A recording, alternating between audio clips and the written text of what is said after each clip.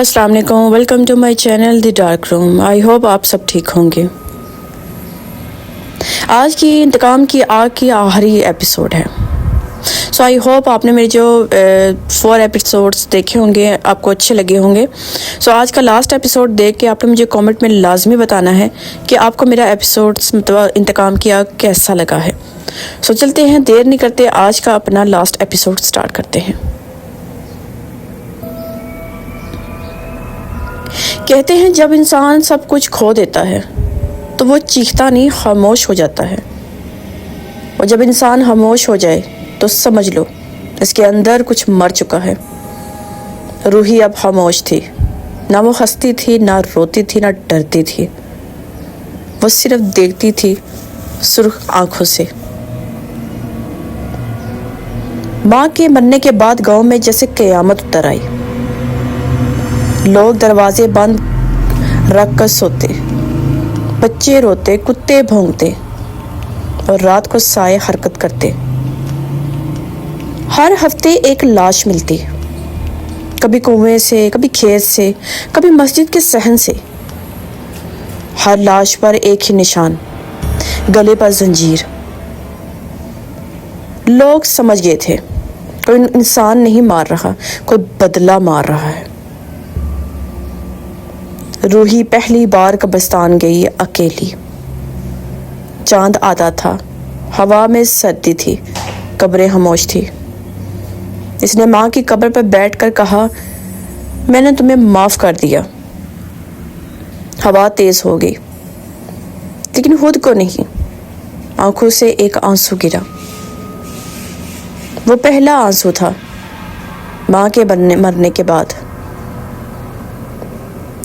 ज़मीन हल्की सी कांपी। नीचे से आवाज़ आई, तुम कमज़ोर हो रही हो। रूही ने मुड़कर देखा, साया।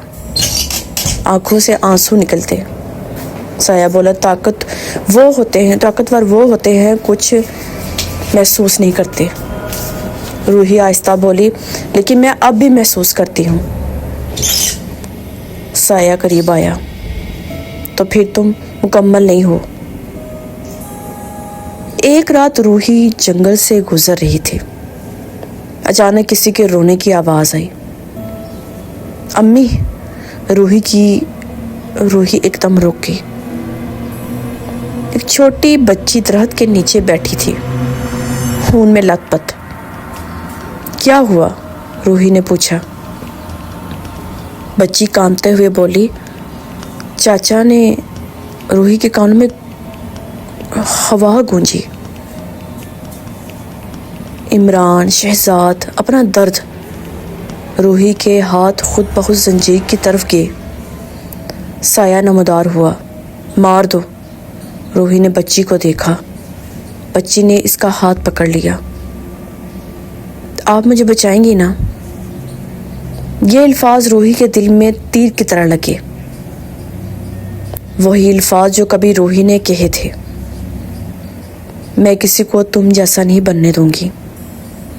रूही ने पहली बार साये को जवाब दिया। साया चीखा, ये धोखा है। रूही ने बच्ची को उठाया और गांव की तरफ दौड़ी। इस रात कोई लाश नहीं मिली। साया ने कहा, तुमने मेरा हुक्म तोड़ा। रूही ने कहा, मैंने एक बच्ची को बचाया। साया जोर से बोला, तुम बदला हो। रूही की आवाज़ भारी हो गई। मैं कभी बदला नहीं बनना चाहती थी। साया खामोश हो गया। कुछ देर बाद बोला, तुम्हारी माँ ने तुम्हें बचाया नहीं। रूही की आंखों में आंसू आ गए। लेकिन मैं किसी और की माँ बन सकती हूँ। साया पीछे हट गया। पहली बार। यकीनी आखिरी बार आई। वो बहुत बुरी लग रही थी। मैंने तुम्हें धोखा दिया। रूही चौंकी। क्या मतलब? यकीनी रोने लगी। साया कोई उस्ताद नहीं, वो एक कैद रूह है जिसे सिर्फ मोहब्बत से मारा जा सकता है। रूही की सांस रुक गई। मोहब्बत से? फकीरनी ने कहा, इसे नफरत खिलाती है लेकिन मोहब्बत जलाती है। रूही की आंखों में उम्मीद जागी। मैं इसे ख़त्म कर सकती हूँ। फकीरनी ने सर हिलाया, लेकिन कीमत नहीं अपनी जान से देनी होगी। आंधी, बारिश, बादल, रूही कब्रिस्तान गई। इसी कब्र के पास जहाँ लिखा था रूही। साया नुमदार हुआ, तुम वापस आ गई हो। रूही बोली, ख़त्म करने। साया हंसा, तुम मुझे मार नहीं सकती। रूही ने आंखें बंद की, अपना बचपन याद किया, माँ की गोद, अपनी हंसी और वो बच्ची। रूही चीखी, मैं तुम्हें माफ़ करती हूँ। ज़मीन लरज़ की। साया चीखने लगा, नहीं, नफ़रत करो। रूही रोती हुई बोली, मैं तुमसे नफ़रत नहीं करती, मैं तुम्हें आज़ाद करती हूँ। साया जलने लगा, काला धुआं, चीखें। रूही के जिस्म में रोशनी निकलने लगी। साया आखिरी बार बोला, अगर मैं मर गया तो तुम भी? रूही मुस्कुराई, मैं पहले ही मर चुकी हूँ। अगली सुबह कब्रिस्तान में एक लाश मिली, रूही की।